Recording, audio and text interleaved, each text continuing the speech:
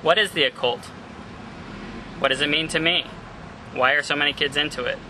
Well, the occult is something that's dangerous. It's something that you need to stand clear of. And the reason for that is, the occult isn't just fun and games.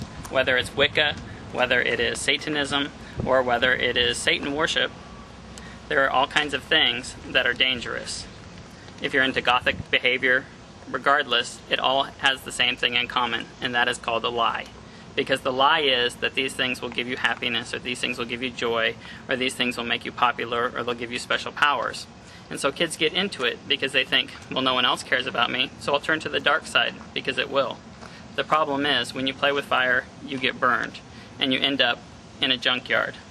What's important is that we remember there is only one way to have that happiness, and to have that truth, and to have that love, and that's through Jesus. And to get rid of it is very simple. All you have to do is say, I'm not going to be involved in this behavior, and I want out. And Jesus, I ask you to come into my heart and free me of everything from the past. And you will feel that love, and you will feel happiness, and you will know a completely different life, one that's filled with sunshine and happiness and goodness.